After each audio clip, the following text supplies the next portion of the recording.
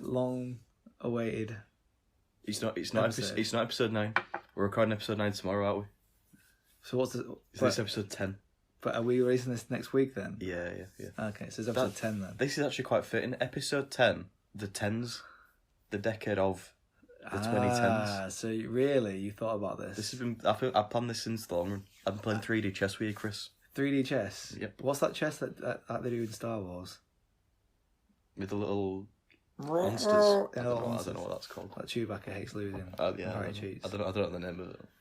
Are you talking about 3D chess like in Star Trek? I wasn't thinking of any sci-fi based chess games. No, it's more of a metaphor, I guess. Okay, so what actually you're talking about? But yeah, so episode 10 of the Peter Spice Show. We will have advertised this in the episode before, which hasn't been recorded yet. We're in the future, which is pretty trippy. But yeah, this is it's been a while coming, but we've had to have time to think about this kind of stuff. And when we say think about, we've literally given ourselves a few days to think, oh, we've better do this episode because you're going away. I've been vaguely considering it since probably since the turn of the year. I've not thought about it once. Not fully, but anyway, this is our decade review episode. We did our 2019 year review episode back in like episode 5 or something like that. But this is the decade of the 2010s. 2010 through 2019. Our favourite. I think we're just going to do albums this time, aren't we? We did songs last time, but Yeah, we'll pick songs from the albums to stick on the playlist. Yeah, but so we're going to do the same kind of format as the previous one. It's going to be our own individual. I think we'll do top 10, do some more mentions, and then we try to do some kind of combined official Peter Spice Show top 10 of the decade. Yeah, never mind Pitchfork, never mind. Yeah, forget all that stuff. Q Magazine, never mind. Enemy. This is the one you've been waiting for. Never mind Rolling Them Stones. Forget that. You know, roll these stones. Yeah. I mean, roll these couples. Roll these spices. Use these spices. Use the spice rack. Roll these stones. What other thing can I use? Yeah, so pretty much nail on the head. I think we should really have done this. Well, if we had thought about this before, we should have done this on the turn of the year. But hey, I think you need time to think. But again, we've not given ourselves time to think. We could use that as an excuse, though, couldn't we? That the audience don't need to know that. We could. I think I'm trying to actually think if there was anything that came out at the end of last year that I thought anywhere around this list. And I don't think there actually was. Anything that actually came out back end of last year. Or back end. Yeah, okay. yeah. That's what I'm saying. Like, if we'd have thought about this list in, say, December, is there anything that came out like around that time that would have changed my mind? I don't think so. No. So we could have done, but that's a lesson learnt for in 10 years' time. The turn of what's this one called? Just the decades. This decade really didn't have a catchy name, does it? Just the 2020s. The 10. Oh, this one here now. Yeah. It's the 20s, mate. It's the loose 20s. The tango 20s. Anyway, so before we get into it, as always, shout out to Gilbert for the intro / outro. Also, follow us on Twitter, Instagram, and you can find us on whatever podcast platform you listen to. Stitcher, Breaker, Overcast, YouTube, Castbox. Spotify, Apple, Google Podcasts. That is now uploading. Don't need to check it live, I know that's already been checked. So, yeah, go follow us. Let us know, what are your albums of the decade? Yeah, and actually, whoever's listening, please give us some sort of feedback. Top 10, yeah. And if you are enjoying, let us know. If you think there's anything we should be doing differently, let us know. Any new segments you'd like, let us know. If you want us to just not even talk anymore. Yeah, if you want to just sack it in, then just say. At least that's some feedback. Yeah, I think we'd rather that than nothing. Yeah. Rather than getting death threats. I mean, if we can start with negativity, the only way is up, innit, really? Exactly. Like the Pixar film. Exactly. So while like this episode isn't the normal format, but in the other episodes, we've got this kind of format that we've been doing. If you think we should be doing other things, let us know. But yeah, that's the question of the week. What are your albums of the decade? Yeah. And we have to wait till next week to think about it. And then we'll ask that now.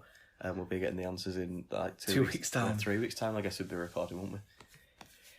Anyway, on to Chris. Another time travel. The 2010s. What are your when you're going to look back at the 2010s? The tumultuous tens, I call them. What are your thoughts and feelings? How are you going to remember the 2010s? Very badly. I don't know. It's weird actually thinking about it, because I suppose halfway through the decade I was at a different job. So the beginning of the decade I was still at HMV. So you would think I would have retained a lot of music from that. I've got a bad memory, so I haven't. I remember it being a very good decade of music, a lot of different sort of stuff. I mean, I suppose a lot of really, really good hip-hop releases came out last decade, sorry. As well as, there's other sort of artists that I've became, well, either in the turn of the new decade or during the decade, I became big fans of, which obviously we'll go through a bit later on. But I think it was a good decade of music. A lot of, the thing is, all I can think about most stuff is hip hop, but a lot of moments. And we should next time we do like moments, moments of the decade. But that's for another time, I guess. What about you? I suppose the 2010s for me, especially early 2010s, a very formative period for me. Going into the decade, is that because of your age? I was only 13, I guess, going into the start of the decade. So, and that's when I was looking back on, my albums of the decade. I suppose there are a few that not in the top 10, but like that I'll mention as honorable mentions, that they're not necessarily, looking back, they're not necessarily great albums that I listen to now and I'm like, wow, that's a great album, but they're just albums that at the time sort of impact. Yeah. So that's why some of them are on the list. But yeah, looking back, I mean, I think there's a few in particular when I was looking through where there's like a good, like maybe almost like 5 albums just from a single year that could pretty easily have been in the probably top 10. They're not, because I've tried to spread it out a little bit more, but especially some years are strong years. Strong years, Chris. Strong years. So what I'm thinking, I think we, rather than just doing it 10 at a time, I think we mix it up.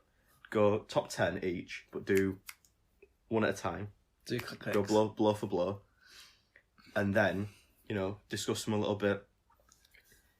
Yeah. Then go through a couple of honourable mentions that we want to just, quick shout out, and then we'll move on to the combined scientific 10 best albums of the decade. Algebra. Can't argue with it. That's what it is. X plus Y equals Z. So, I'll go first. Alright. Now, mine here are in order of year of release. That's how I've ordered mine. So, I'll go through it that way. Alright. I'll tell you what, actually. We're going blow for blow. What? That's what you said. I've changed my mind, actually. We're rolling with it live on air. There are 2 albums that we've both got on the list. Well, we should definitely do them, shouldn't we? So we'll do them first. Funnily enough, one of those is actually chronologically the first album on my list, which is Tame Impala, Lonerism, their second album from 2012. Wow. 2012, yeah. 2012. Well, 7. So, was it 7 years What was the ago. first album called? In a Speaker. 9 years ago. What am I talking about? Ignore me. The scientific maths equation is crumbling at the seams. The algorithm's broken down, Chris. Oh, Chip, maybe just turn it off. Turn what off? The podcast. The podcast? Yeah. It's fine. Okay. So In a Speaker, the first album. Was that the year before? You're testing me now. But, yeah, Lonerism 2012, which I feel like that was kind of probably I'd say that was the breakout album. Kind of into the more, not necessarily mainstream, but I think if you were to look at all their albums, that's the one. That's the one to go to, isn't it? Yeah. And yeah, so 2012, and then we had In a Speaker at 2010, so 2 years. So squeaking into the decade, but I think out of the 3 albums that they brought out that decade, Lonerism is the one for me that I think. It's the one that first. Obviously, the one that. Obviously, it's the one that got me into them. I'd not listened to In a Speaker. Okay. So for me, I listened to In a Speaker and I really liked it. Yeah. I remember it coming out because that a very different sort of unique sort of sounding way, different harmonising, different sort of way they use the instruments, all that sort of stuff. I know it's mainly Kevin Parker in a way, but then Lonerism came out and it was just like what Innerspeaker had, but then just more refined. Of what I can remember. Again, this is going by memory, so I'm not really listening to any of this stuff. Is what more refined what Innerspeaker were, and then going through a bit more sort of a different sort of route at the same time, and that's what kind of made them such a unique, because they're different sounding compared to anything else that was going out at the time. Did you revisit Innerspeaker after then at all? You mean yeah. Not that recently. When no. So when you got into Lonerism, did you go back? Yeah. What can you remember? Am I sounding like an idiot? Or? Yeah, I know what you mean. It's a bit more of a almost like a streamlined. It kind of it's just way more refined. Yeah, knows what it's doing a bit more. It's kind of more. Because I remember someone at HMV was saying, "Oh, well, it just sounds the same." Okay, well, not like the sound is fine. That sounds great. How he goes about it, but it's like it just sounds the same in some parts. But again, it's just more of like a concentrated function of it all than rather than. I think if you could listen to pretty much all Tame Impala stuff, is the way that his voice is. You could really argue that it all sounds the same, which. It sounds the same as in you can listen to it and be like, "Oh, that's Tame Impala." Yeah. But it's not the same as Innerspeaker. It's Innerspeaker felt a lot more raw. Like they'll trying something to be experimental, and then they realised there was something there, and then we rallied behind that sound, and then made Lonerism, which is such a great album. And it's an album we have discussed about doing the newest album. A full proper review, and it's an album I want to go back to before we do that other review to kind of refresh my mind. Yeah, should have done that before this, but never mind. But Lonerism, very very good album. Don't know what more to say really. But... Yeah, I think as well we for one of the podcast going on for about 2 hours, then we need to keep it sort of snappy, don't we? Yeah, it's gonna be a quicker podcast. We'll try to turn on. We say that. So then Next one that we both got. K-Dot, Kendrick Lamar, To Pimp a Butterfly. 2015. Which is, that seems pretty crazy as well. So that was the year that I left, in fact, HMV. Yeah, what I remember for that one is I was in college, you know that much. I can't remember if I was upper 6 or lower 6. I feel like it was upper 6 when the album came out. And I feel like it was in lower 6. Lower 6. Not mid 6? No, lower 6. And... It was just like, I don't know. It was a big moment, wasn't it? Well, it's a huge moment. I mean, not that we're going to mention honorable mentions right now, but his previous 2 releases I probably would hit my honorable mentions because Kendrick is different. He's a different rapper. For his age as well, he is phenomenally, incredible in terms of like how he constructs an album, and when we ever get the next album, I don't mind if it takes 5-7 years because it's going to be a solid album from beginning to end. And obviously the whole 2-pack poem going through pretty much the narrative throughout the entire sort of thing, much like when we did Good Kid, Mad City, Section 80 previously before that as well. It's just he knows what he wants. He's focused enough, and he's brave enough to make a different album than what we would expect. I've got a lot of hip hop friends who would prefer Good Kid over To Pimp, which I don't personally, but I understand their grievances with it. Because it isn't a very hip hoppy album. It's got jazz influences. It's got a lot about the African plight, all that sort of stuff, all mixed together into this sort of pot of elevation in terms of what hip hop is now. Like you get Kendrick Lamar, and he's going to drop an album. It's going to have a few messages, and 2, it's going to be completely a concept. But it's not a concept where it shoves it down your throat.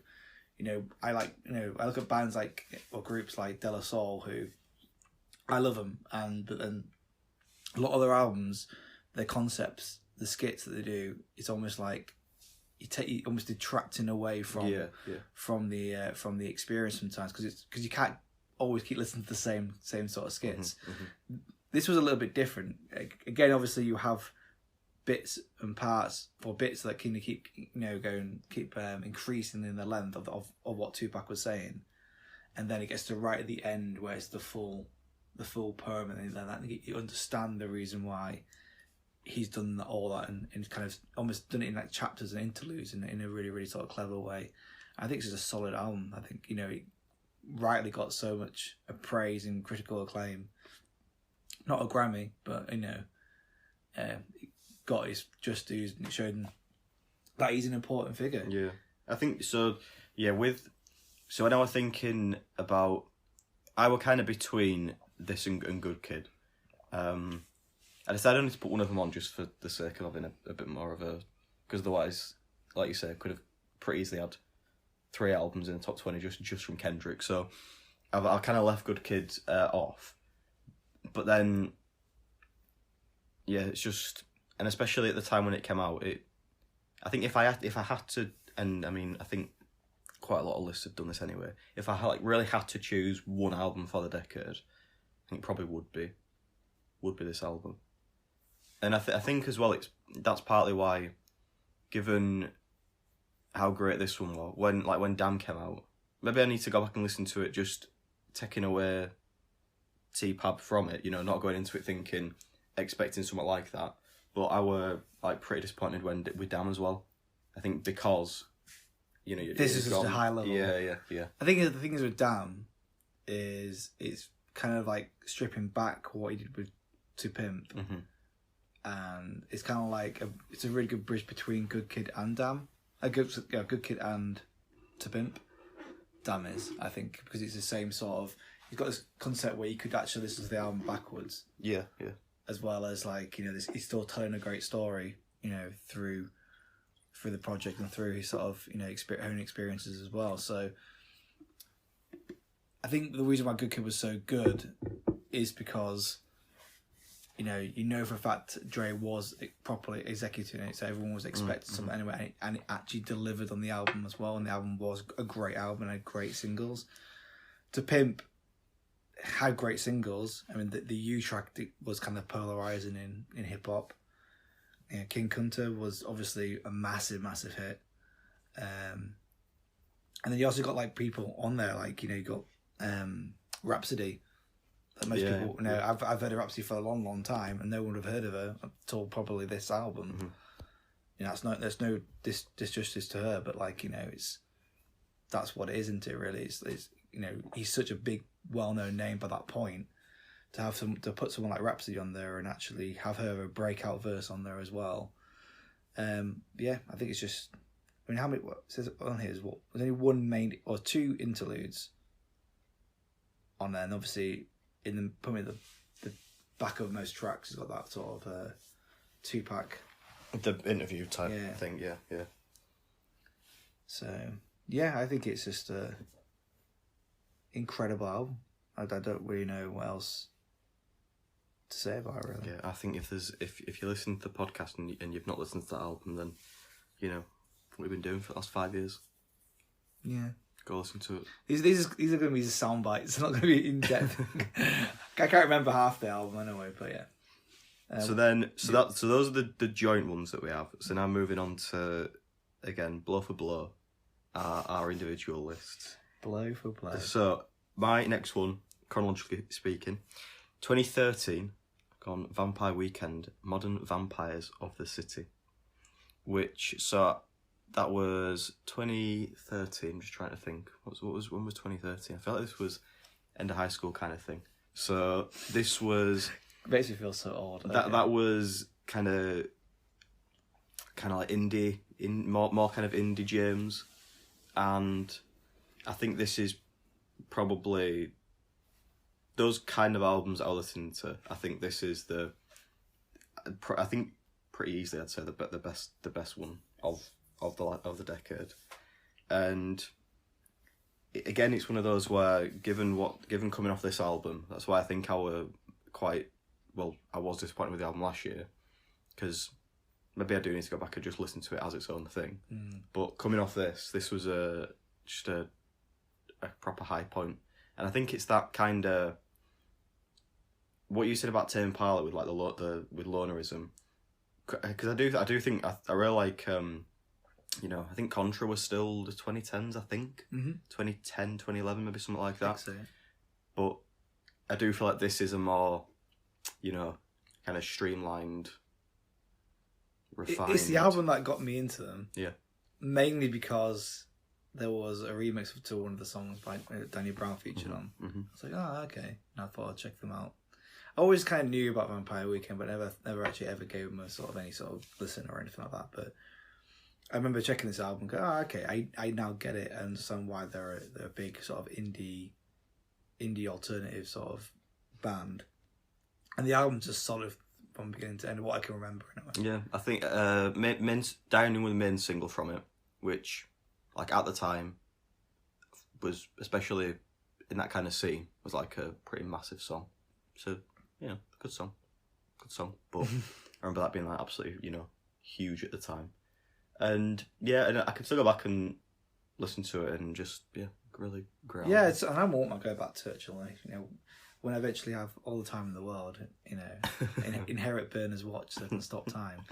Then I could do that. But yeah, it is a good album. Do you remember the Danny Brown remix at all? Not when I first listened to it. No, not really. It's not on the album. I think like it was a deluxe album, or the deluxe version, or something like that. They might put it on the deluxe version. I can't remember, but I know that it was like a song that it was like a throwaway song. And Danny Brown was on it. Unless I'm just completely lying there. Oh, well. I won't remember that for no reason, but because I remember like when like Aesop Rock did a remix to it was like Tokyo Ghost Club or whatever they're called, some indie band, and I was like I only got into them a little bit because he did a remix of one of the tracks. So that's kind of how I remember things sometimes. But yeah, it's a good album. I think it's again I want to go back to Contra actually and listen to that again because I've not listened to that for a while. Yeah, but like you, I was disappointed with last year's album. I think it was a bit bloated and a bit too. What's kind of the word really? Can't think of the word. What's the word? I kind of get your gist. Yeah, you know what I'm on about. I think so. Yeah. And I think people who probably listened to that album, especially off the back of Modern Vampires. Pretentious. Okay. I think Vampire Weekend have always got an air of that around them, but I feel like on Modern Vampires it kind of managed. It's like, manageable. It's like palatable. Yeah. Whereas like last album was fucking a disgrace. So right. So to me now, to you, blow for blow. If this was not going to go on the decades, it would be called blow for blow, wouldn't it? Blow for blow. Next for me is Kanye West's My Beautiful Dark Twisted Fantasy. 2010, right at the start of the decade here. Yeah. This was huge and pretty much set the tempo for the rest of the decade in terms of hip hop acts like Travis Scott and people like that. I mean, the thing is why this is even bigger is because not just because of the guests on there, but the lead up to the album as well. So you might not remember because you're not younger than me, but so the lead up to the album, what Kanye was doing, I can't remember how many weeks this went. I think I've got all the tracks somewhere on my hard drive because it might be hard to get now. But did the thing called Good Fridays. So a lot of these were tracks where they were freshly being made throughout the week, and then being released because because he wanted a bit more sort of promotion. And some of the tracks was kind of like almost like slight demo versions of like I remember there was like a demo version of it was So Appalled. There's like almost like a demo version of that. There's like a demo version of Devil in a New Dress as well, or Red Dress, whatever it's called. And like every track was just amazing because you have all these sort of big posse cuts with like Lloyd Banks is on it, Mos Def was on some tracks, Talib Kweli was on some tracks. And the whole hip hop group community was like, can't wait for this next Friday every single time leading up to this album. Even the Power remix with Swiss Beats, that was I think is a better version of Power that's actually on the album.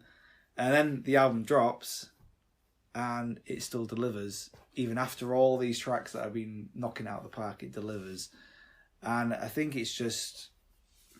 I mean, my only issue with the album, if I'm going to be honest, in terms of replayability, is the Chris Rock thing at the end.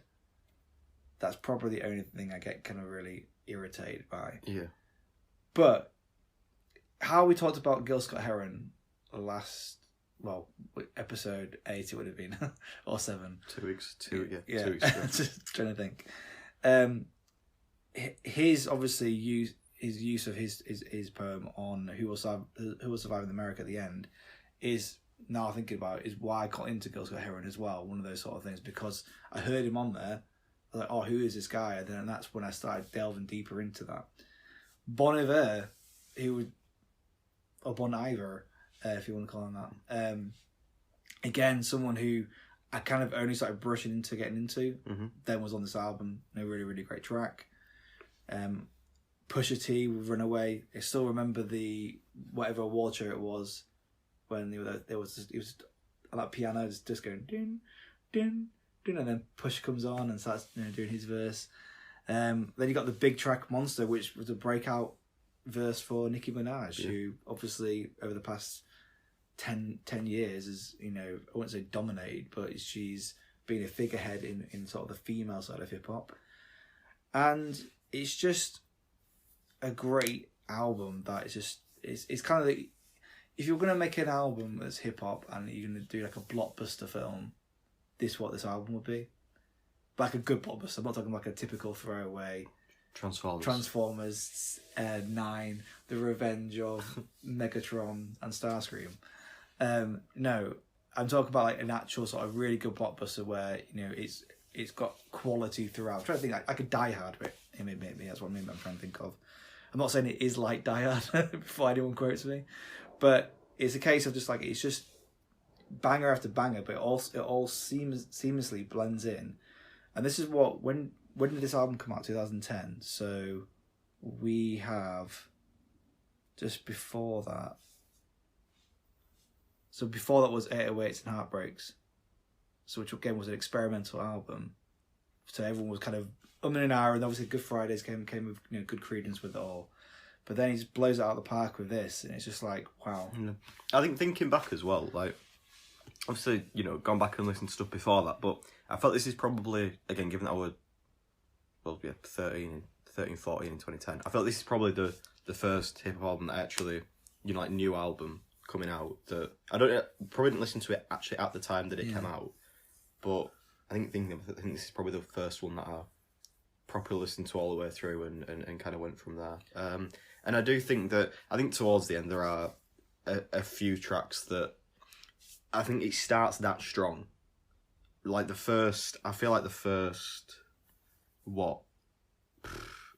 at least the first 6 tracks at least, you can set them out, and that's just like you say, it's just that good.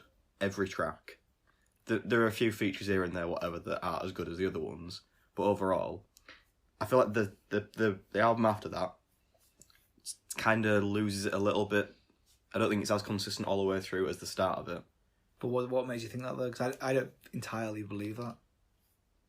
Because I just think a few of the tracks towards the end just not fall apart, but are not as strong. They're not as strong.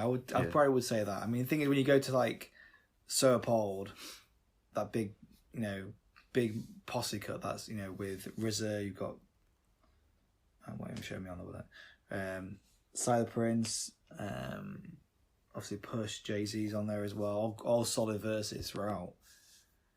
That's pretty good. And then you got Devil in a New Dress with Rick Ross, which Rick Ross before then wasn't really, although he released Teflon Don, he wasn't really like a staple. But then you hear him on this sort of great, I think it's pianos if I can remember on there, really really nice instrumental, and he just rocks up and it's easy. And then Runaway, obviously a big track, which I think is a solid track. I do get when it gets to Hell of a Life, that's a bit of a ropey sort of song.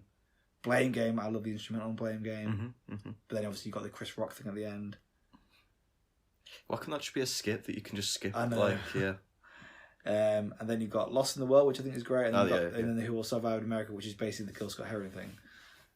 So I get where you're coming from in terms of like the big blockbuster hits around the beginning part of the album.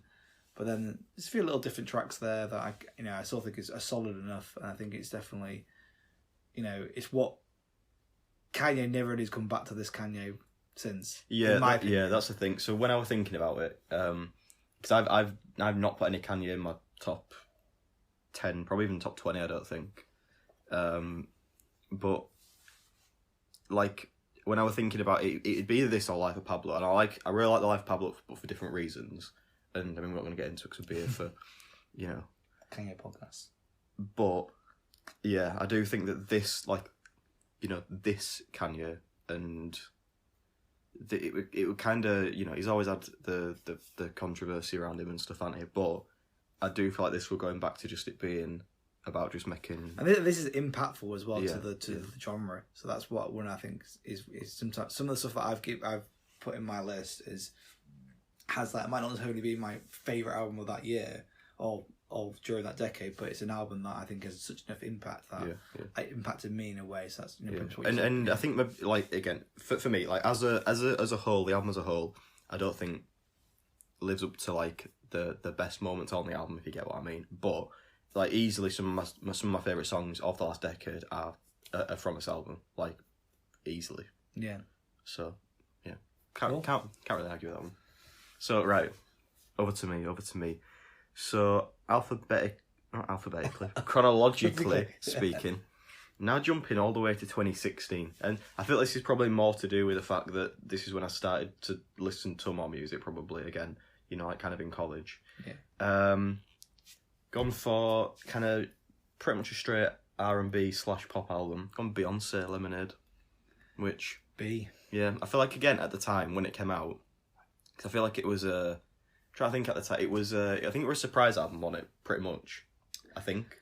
Yeah, I think it dropped randomly, didn't it? I think so. Yeah.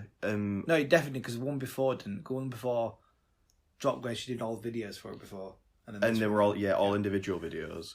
So then this dropped. This were when we were in that kind of Tidal bullshit kind of. A couple of years, exclusively on Tidal, so I got the free trial. I feel like a lot of people have done.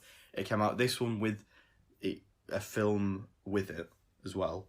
The film's actually never checked it. Yeah, it was good.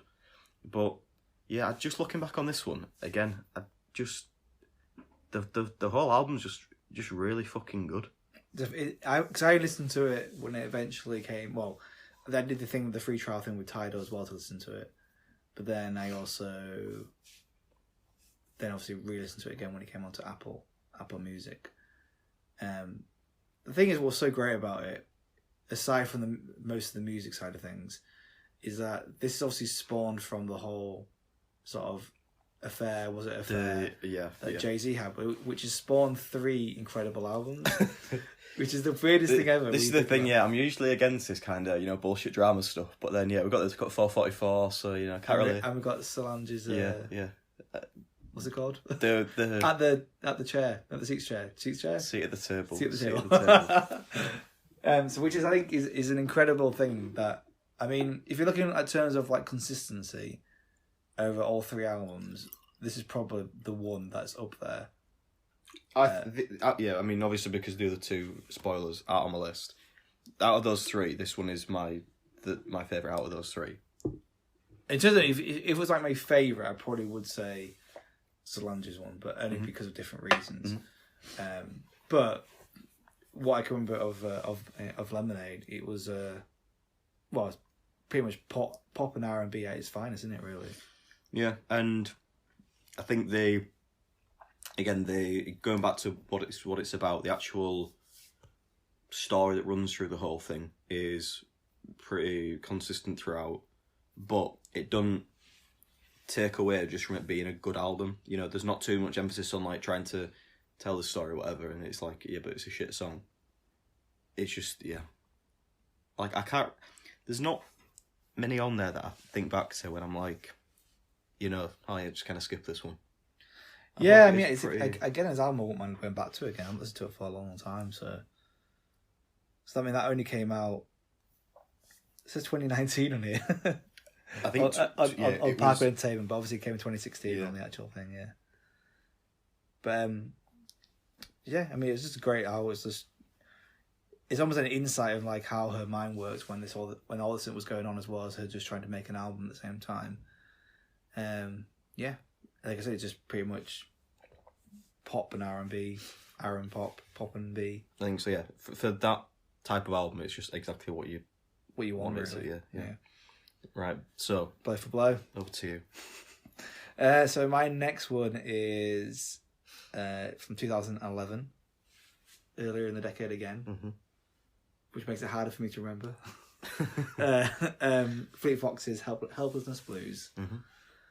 So I just got into Fleet Foxes probably just before this album came out, like almost like on the precipice of this album coming out. With obviously the self-titled and the Sunshine EP as well. And I think the reason why I like them because I like them. I'm a big fan of the Beatles, and what Beatles always do really well is that sort of harmonising sort of hooks and things of that nature. And then you got Fleet Foxes who kind of do a similar sort of thing, but because of the sort of style of music, this alternative folk, arrangements. My throat's like dying right now. Then that's what for some reason that just kind of clicked with me, and it was I never really actually listened to this sort of music before, and I wouldn't have done that if I hadn't worked at HMV really. And this album was just as much as I always kind of I go between the first album and this album quite often, but this album I think because it's more of a hey, we'll probably might say this quite a few times with certain albums, like maybe a second album or anything like that, but it is more refined than what the first album was. You've got a lot more sort of structure to it, but what I remember listening to it. Maybe an interview where they had a time limit to actually get this done, and that's what kind of the reason why is kind of this sort of this blues sort of motif is over around this entire album. And it's obviously when Father John Misty was before Father John Misty, when he was the drummer during this album as well, which I think is quite a good thing to know. And it's just an album that I go back to every so often. The big track, The Shrine / An Argument, is probably my favourite track. It's always been my favourite track for a long time. Of all three sort of different pieces of like him going through this sort of breakup, and then I feel like that was on your episode 0 playlist. It was. Yeah, that was with the weird whale jazz thing at the end. And yeah, I think it's just from beginning to the end. It's just you don't really feel it's an album you can easily go by and not think, oh, I want to skip that track. You can just it's a pleasant listen to it from beginning to end. And it's just some really, really good songs there. What do you remember listening to this album much? Yeah, so again, with when it came out, didn't listen to it when it came out. Yeah. I think I actually, I'm trying to think when I actually would have listened to Fleet Foxes, probably, definitely to probably 2016-ish, 17-ish, I would have thought.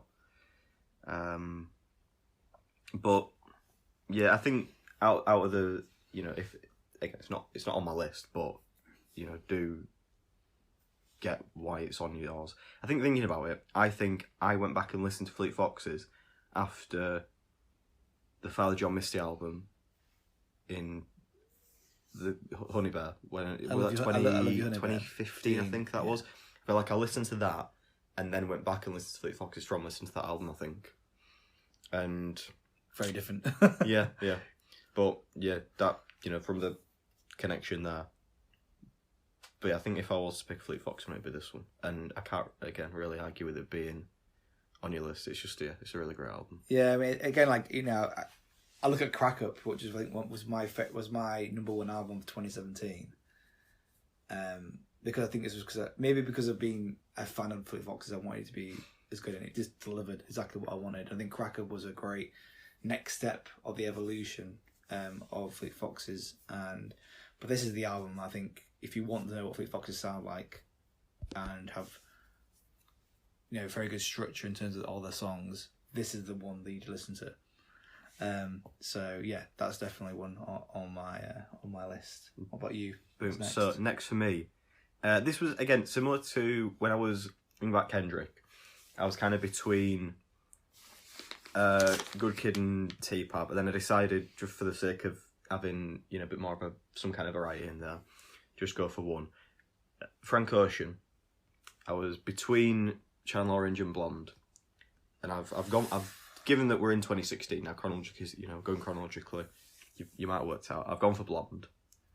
The reason being, I feel like Channel Orange is one of those where it is a great album, but I feel like part of why I remember it being so good is because of when I listened to it, and so I think Channel Orange was 2012, I think. Yeah. And yeah, so when I listened to that, I'd have been I don't know, like 15ish or some shit like that. But then when Blonde came out later on, I just think Blonde is a more solid album, and the actual songwriting and through the whole album is, I think, quite a lot more consistent. But yeah, I'm trying to think. I'm debating this even now. I'm gonna stick with Blonde. We're sticking with Blonde. You have to now, mate. Yeah, I do. They're locked in. Yeah, I do. Yeah. I never really got into Blonde, and it's probably an album I need to go back to again. I think because he dropped Endless on it beforehand, that weird video thing. Yeah, so it was the Endless, which I think he's actually released that as a. I hope he knows, because it was good. As an album now, actually. So yeah, Endless beforehand, the video that was, on a still video. Yeah, however long it was. I thought he'd released it as an actual album for some reason. I think it might have been a physical release that did that, okay. In terms of like a vinyl or something. Mm-hmm. Yeah, I suppose because I watched I listened to not nothing to watch really in that video, and then I enjoyed that a lot, and then Blonde came out, and I was like, I did like Blonde a lot, but for some reason I didn't feel like I wanted to keep playing it like I did with Channel Orange. Then again, you look at Nostalgia Ultra, his mixtape, and that's like that's probably his best work in my opinion. But again, maybe it's an album I need to go back to. I probably will do at some point. Yeah, I think it's. I think it's kind of hard to almost nail down like exactly what I like about it so much. Really, I just think that. I think again, similar to the Caddy one, I think some of the songs in this album are probably some of my favourite from the last decade. I probably do need to go back and revisit it because I don't think I've listened to it all the way through for probably a couple of years or so now. I don't think anyway. I mean, most of these albums that are on my list, I haven't listened to for like years. Yeah.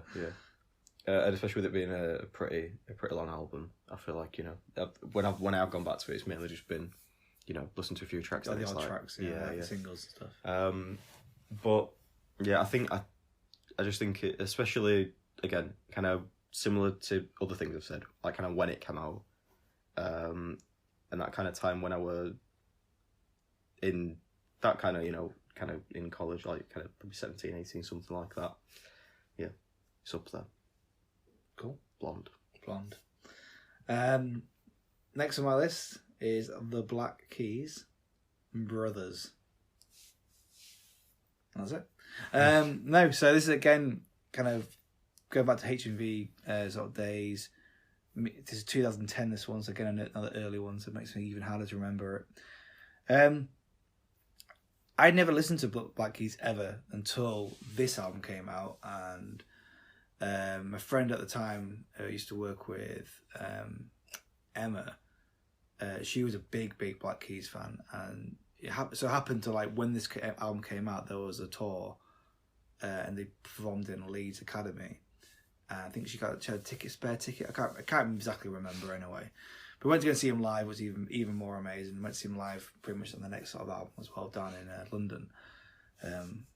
But it's just a incredible sort of blues alternative rock band that again I would never have listened to beforehand and didn't really know what their style was.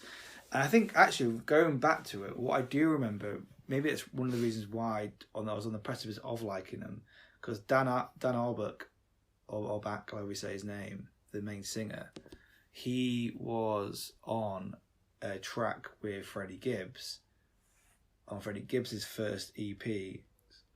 When was that? Straight Killer. No, not Straight Killer. No, Straight Killer EP. I got it on vinyl somewhere. I'm trying to find it. I was trying to find it the other day actually, and I think it's called Oil Rig. I'll just find it now whilst we're talking. And because of his voice, I was like, quite like, you know, how it sounds, and I think the beat is very similar to kind of a Black Keys sort of style thing as well.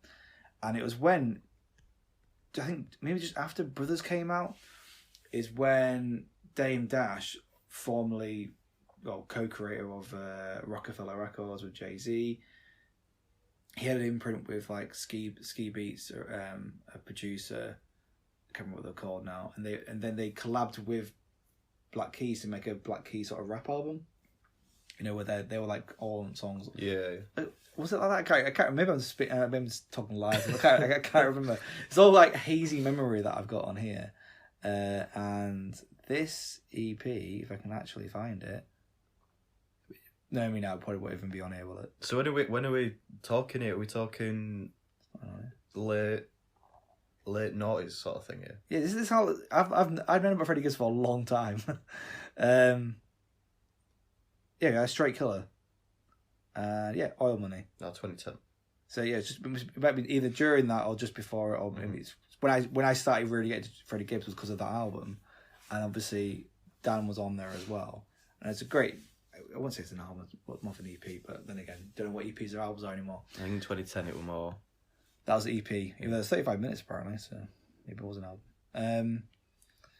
So yeah, it's just a really, really solid album from beginning to end. Again, another one of those ones where it's, when I listened to their previous albums beforehand, again, it's like an elevation of their sound. And this is all just a really good sort of. Well, how many tracks is it again? Let's have a look.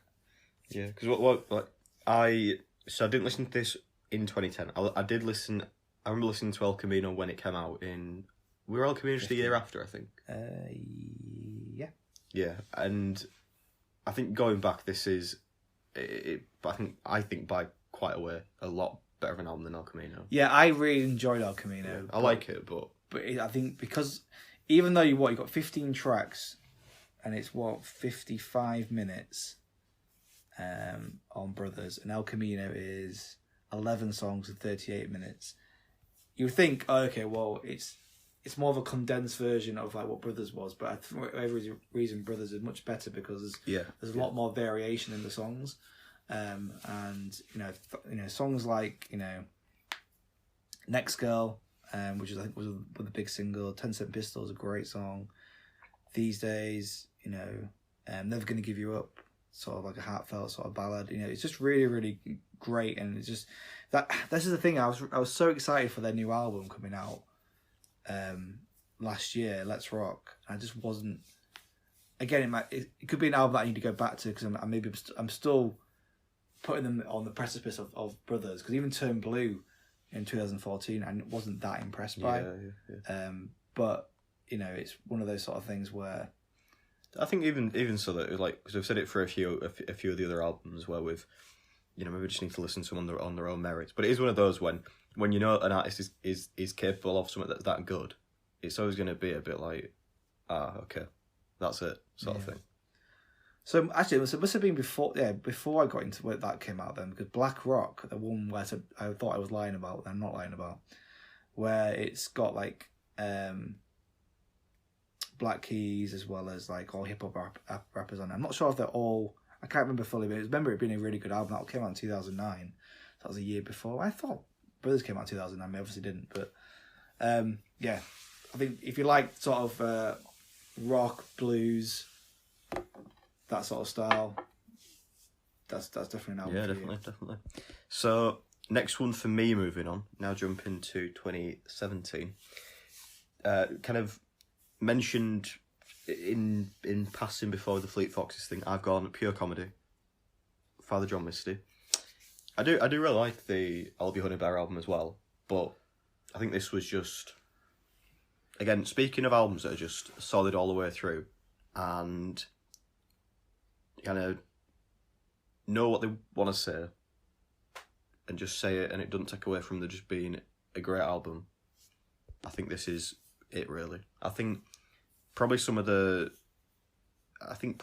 best like songwriting, I think, last decade. It's definitely his best songwriting as well. Yeah. And anybody who knows Father John Misty, it's kind of it goes without saying, but it's kind of like smart, it's funny, just really the actual tongue in cheek. Yeah, the actual music, instrumental wise, is just solid, pretty much all the way through. And yeah, I think probably that year, there's a couple other albums that are kind of up there for me, but I think definitely a highlight for me. And yeah, for sure. And I think, you know, the fact I got to see him live up in Gateshead last year or year before that was phenomenal. And it just showed like almost like where he's at now. And it's weird. Do you ever listen to when he did stuff as his name, Jay Tillman? I don't think I have actually. No. It's proper, like, it's not great at all in comparison to all the Father John Misty stuff. It's like maybe he needed to create this sort of moniker after Fleet Foxes to actually then expand his actual sort of lyrical ability. But you know, it was pretty tough going. I listened to some of the stuff before. I remember getting a Vine. I never listened to it because I couldn't bother.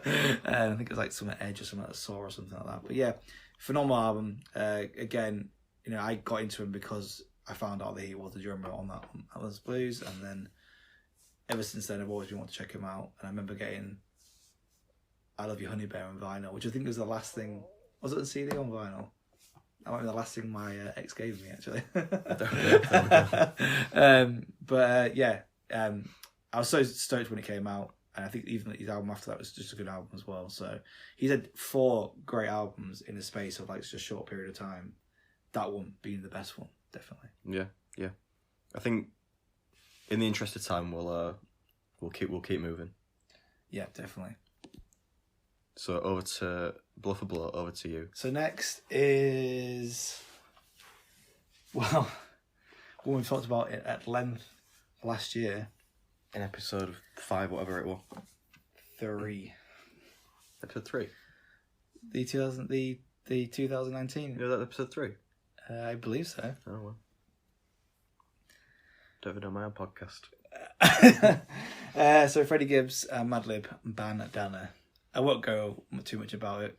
Basically revisit that episode if you really want to have more of it in depth. Solid hip hop album, great lyricism, great beats. That's all I'm going to say. Move on. Yeah, it was our joint, when we did his joint list for 2019. I'd say it was the top of that list, wasn't it? Probably our album of 2019. So yeah, if you've listened to that episode, we go into it in quite a lot more detail there. If you've not, then listen to that episode and we'll... Yeah, exactly. There you go. I'll go through amongst lyrical on there. So yeah, for blow, you. Okay, so for me, next one, again, 2017. Again, another good year for music. Kind of that, going back to the R&B, not so much pop, this is more, I'd say, straight R&B. SZA with Control. Again, just, this is probably... I can't really put my finger on why I like this that much, because I think that kind of like if you compare it to the other albums, some other albums on this list, I don't know if it's like really as strong and as the songwriting's not as, you know, technically great as some other albums, but yeah. And this is one for me that I can go back to all the time, listen to pretty much all the way through, and it's just a really, really, really solid album. And yeah, I think it seems like this year, you know, it seems like pretty much every year since then there's been like ums and ahs about releasing more stuff. It seems like this year... the same thing happened with this album. Yeah. It seems like this year, I think, probably will get something else. Well, the rumour is that TVA are dropping loads of stuff this year, but yeah. I don't know if that's going to be true or not. Because we're now in they're approaching March, or it will be in March when this episode comes out, so... Mm-hmm. I think it's a great really good R&B song. Some great, features like Travis Scott, Kendrick, Isaiah Rashad, James Fonteloi. I think I think I understand where you come from because of what I can remember of the album. It's consistently great from track 1 to track 14. But I suppose when you look at, especially when you compare it to something like Beyonce's, is pretty much pinnacle of R&B and pop. Even though it's not a pop album, it's hard to not compare it in a way because they're very similar artists. I kind of hope she continues this path rather than goes the Beyonce path of being a bit too poppy. Yeah, definitely. We don't know what's going to be if that's going to be the case. If she can keep her sort of the way she does her sort of structure on her songs, and a lot more songwriting goes involved in her songs than maybe other R&B songs happen. There's a lot more thought process into it. But I think it's a really, really good album. I think as well, kind of given when it came out, I think if you look at quite a lot of the similar style R&B albums that came out the last couple of years, I think it definitely not paved the way, but I think you can kind of look at them and bring it back to this album. I think because it, for an art, I feel like for just like a straight R&B album, it got pretty big. It was massive. But is that because of Kendrick Lamar being the focal point in TDE, which is a good thing to have because you have that star power that kind of brings people that probably wouldn't necessarily check SZA out, but they have done because this is the guy who's the top of the rap game. He's co-signing one of someone else. Yes, that is a Charger. Oh, that's sick though. But yeah, just a really great album, and just one I can. It's a fun album as well to put on. And this is compared to some of the other ones that we're kind of saying.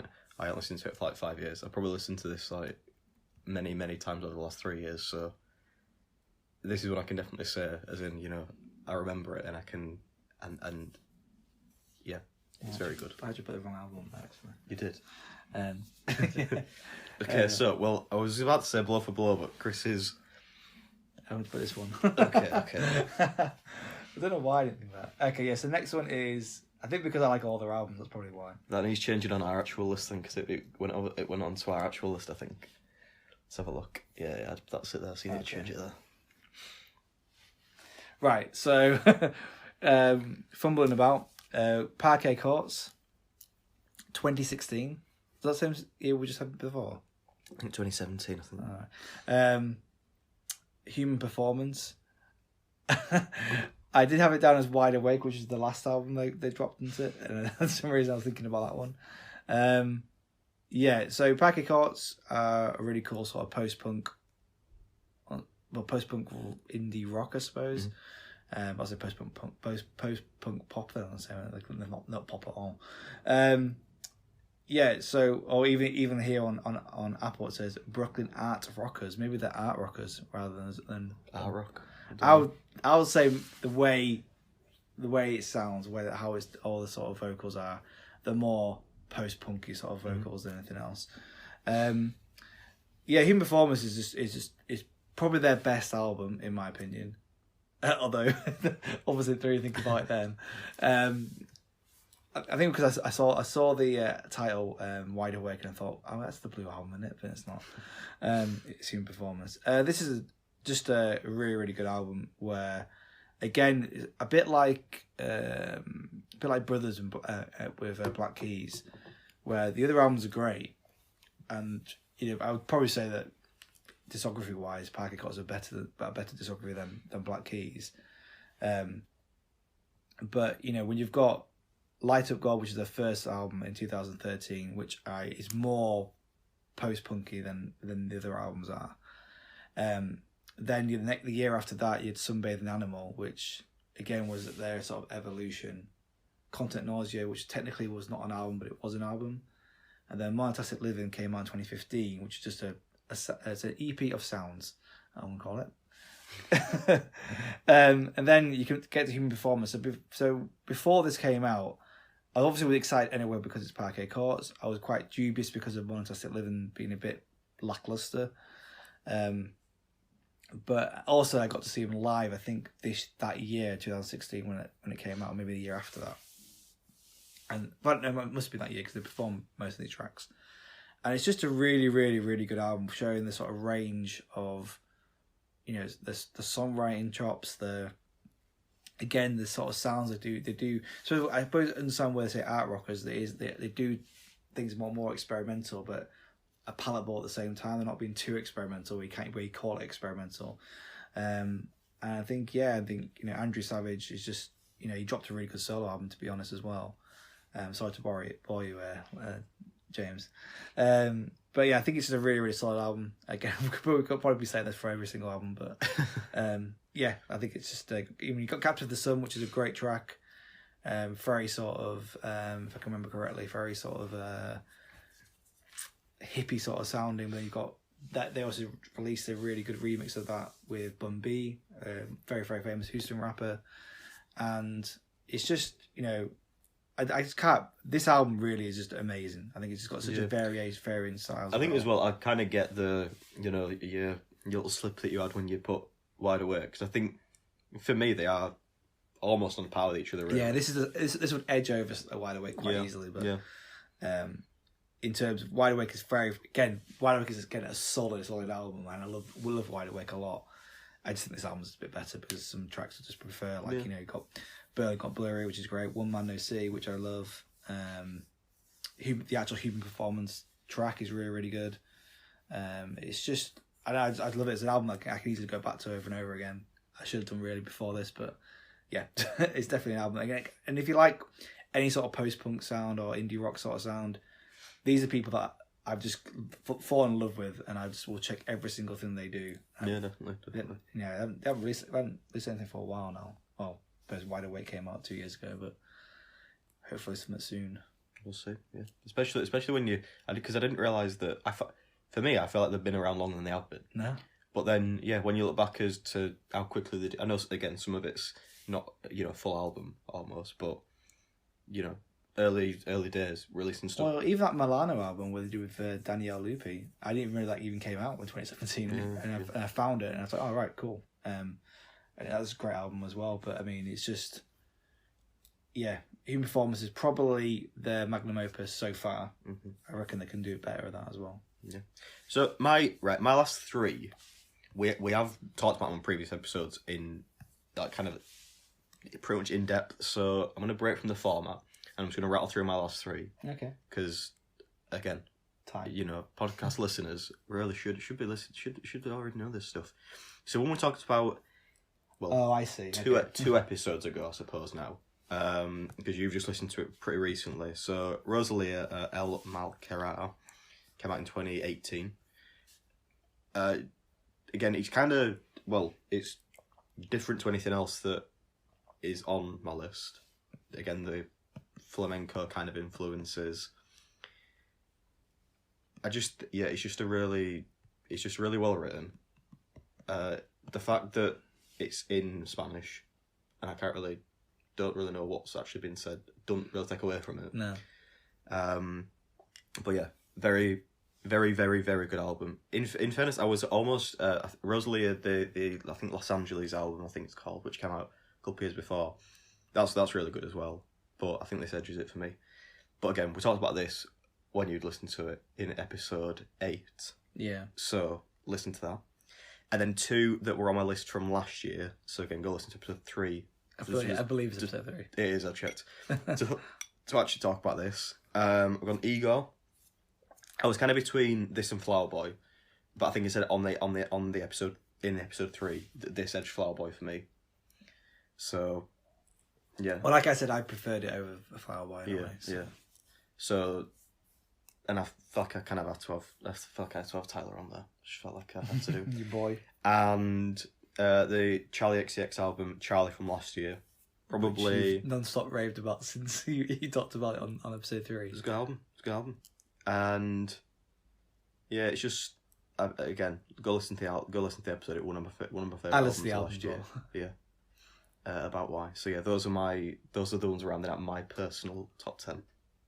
What about your last 3? Because your last 3 we've not talked about. Well, we talked about that, I suppose. It's coupled briefly on episode 0, but not like the full album or something, really. So yeah, and these three that I don't want to do justice, but I probably won't be able to, especially at least one of them.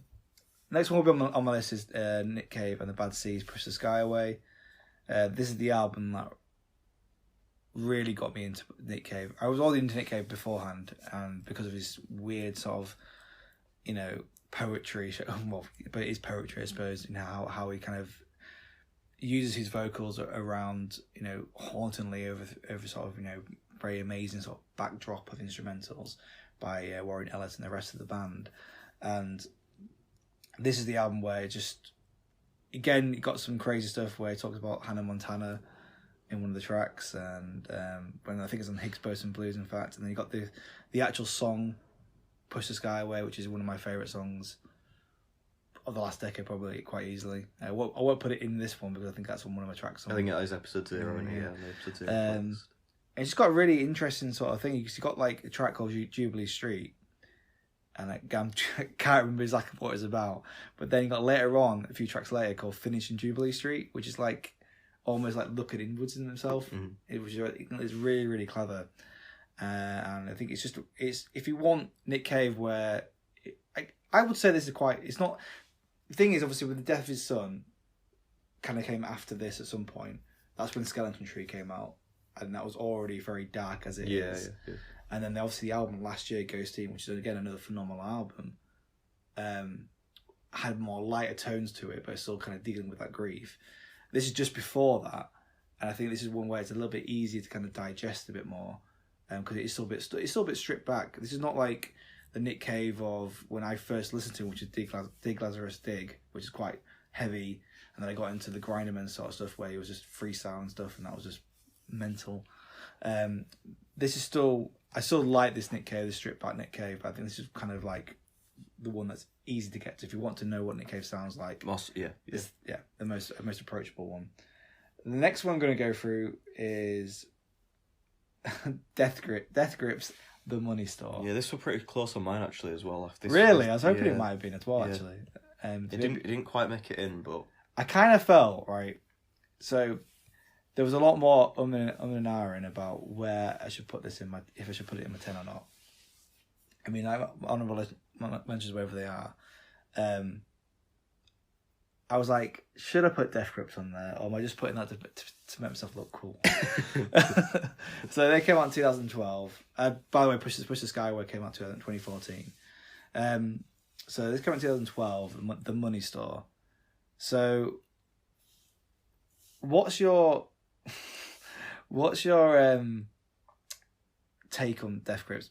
Had you listened to them before this album came out?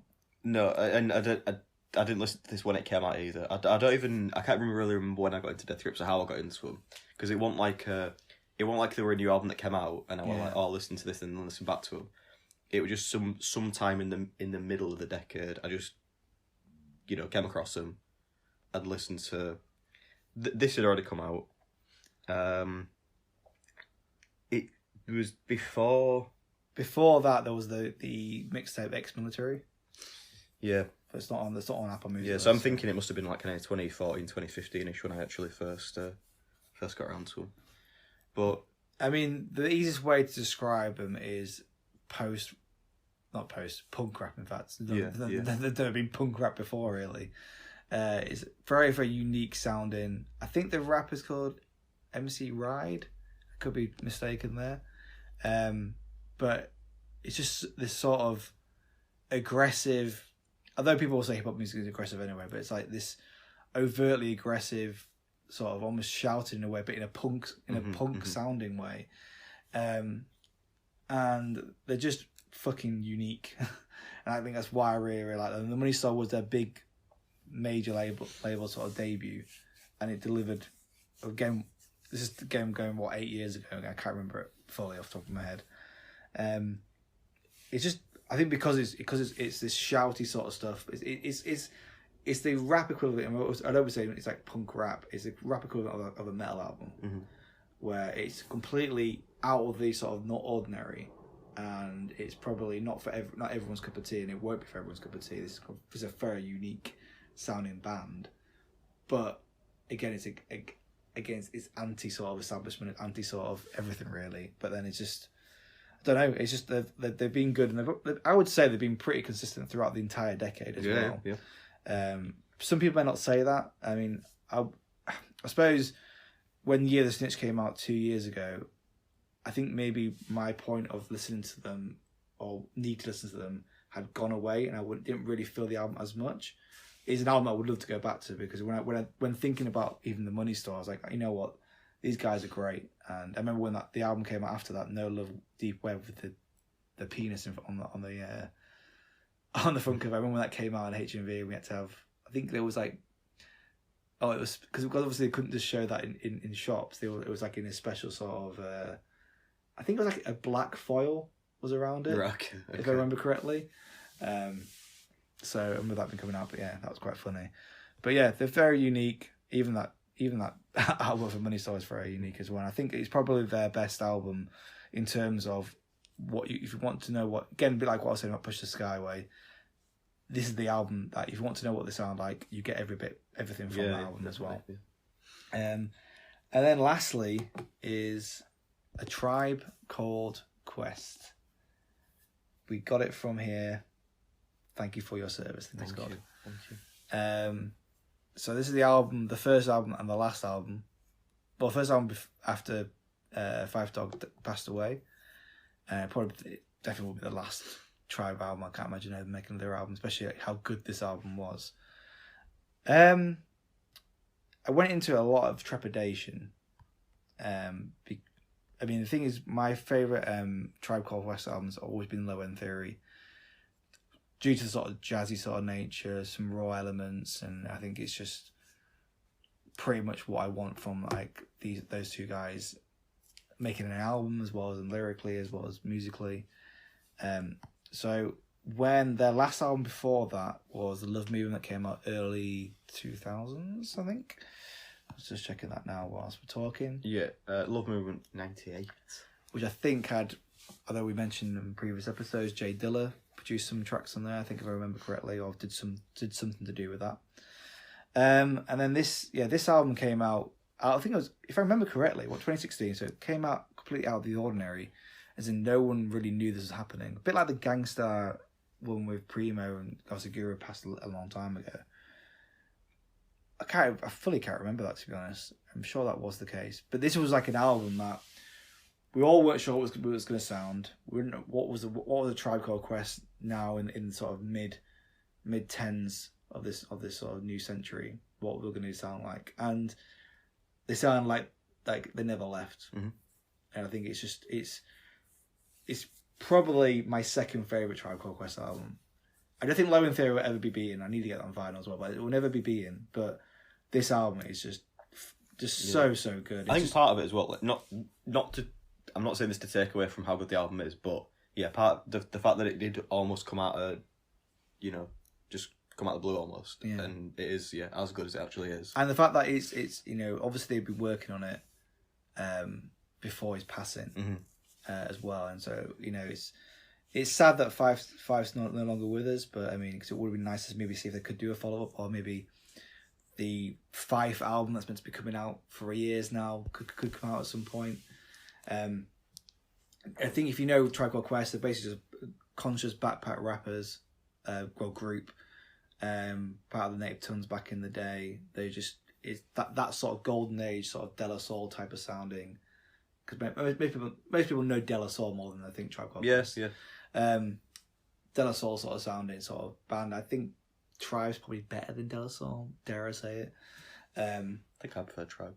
I prefer Tribe, only because Low End Theory just blows everything out of the water for me. But this album is just great, and it's just pure hip hop at its finest, where you've got all the conscious stuff, you've got all the sort of really good hits, everything you want from a hip hop album that's not what people think hip hop is in terms of stereotype. It's very much, that's an album that came out 10 years ago or 20 years ago that would have inspired Kendrick. That's the sort of album that it would be. And I think it's definitely worth a listen to if you get a chance. Yeah. So that wraps up our individual top tens. To recap, mine Tame Impala, Lonerism. Vampire Weekend, Modern Vampires of the City. Kendrick Lamar, To Pimp a Butterfly. Beyonce, Lemonade. Frank Ocean, Blonde. Father John Misty, Pure Comedy. SZA, Control. Rosalia, El Macara. Tyler, The Creator. Igor, and Charlie XCX. Charlie. And mine, Kendrick, To Pimp a Butterfly. Mm-hmm. Kanye West, My Beautiful Dark Twisted Fantasy. Fleet Foxes. I don't know what I was going to say then. Helpless Blues. The Black Keys Brothers. Freddie Gibbs and Madlib Bandana. Parquet Courts, Human Performance. Nick Cave and the Bad Seas, Push the Sky Away. Tame Impala, Lonerism. Death Grips, The Money Store. And A Tribe Called Quest, We Got It From Here. Thank you for your service. Boom. So we then, in the most scientific way possible, we have then compiled the official Peter Spice Show top 10 albums of the 2010s here on episode 10. So here we go. This is in. We'll do this in chronological order. No favoritisms here or anything like that. Yeah, it's not a top 10 where this is number 1 and this is number 10. Yeah. So we've got Kanye West, My Beautiful Dark Twisted Fantasy. Fleet Foxes, Helpless Blues. Tame Impala, Lonerism. Kendrick Lamar, To Pimp a Butterfly. Parquet Courts. Which one did you eventually settle on? Human Performance. SZA, Control. Rosalia, El Macara. Father John Misty, Pure Comedy. And then, round it out from last year, Bandana, Freddie Gibbs and Madlib, and Charlie by Charlie XCX. I feel like that is. I was reading them out of order, so I feel like that was. Yeah, I was looking like how you were reading this. Yeah, I was reading them out. So I think that's all of them. So just as we've got them written down, I feel like that was in chronological order. So Kendrick, Tame Impala, Charlie, Parquet Courts, SZA, Rosalia, Kanye, Father John Misty, Freddie and Madlib, and Fleet Foxes. I feel like we did read all those out. So there you have it. That is the official, not to be argued with, top 10 albums of the 2010s. Which I think is a pretty. I'm happy with that list. I'm happy with that list as well. I think it's pretty decent. It's gone longer than I thought we'd done this podcast. Well, so we'll do a playlist with tracks from all the albums on, or everyone that we've talked about here. So we had 2 crossing over, didn't we? So it'll be 28 tracks. Yeah. So, and then you can then obviously from there. We'll do it from. We'll link the songs. Put the songs on the playlist from the album, so you can then get to the album from the song. If you get what I mean from the. I see what you mean. Yeah. But yeah, check them all out. We do have honorable mentions, but I feel like we're a bit kind of tight for time now. Yeah, we can probably put like as a post on Instagram or something like that. Yeah, I like that. On Twitter, but obviously this is a week where something could have happened during episode 9 to 10. We're obviously pre-recording this, and we will talk about that shit. We will talk about shit. But what I was saying though, if something major does happen, we may not catch it. Or tell us. So back next week with your regularly scheduled programming. We'll have 2 weeks of albums to catch up on. Great. Which I'm sure we'll have talked about the week before, in the episode before that you listened to a week ago. We're recording tomorrow. This time lapse. Very confusing. But yeah, again. As always, follow us on Twitter, Instagram, YouTube, Spotify, Apple, all your favourite podcast apps. And yeah, if you disagree with anything that shouldn't be on there, if you think we've massively missed something out that definitely should have been on there. Just report us. Yeah, just flag us and just report us to the police. Yeah. But yeah, let us know. And yeah, I think that wraps it up. Yeah, cool. To the new decade. See you in 10 years. Well, they'll still listen to this next week. Yeah, but if you in want 10 years, in the next decade episode, next decade review. See you next year. See you in 10 years. See you later. Bye. Peace.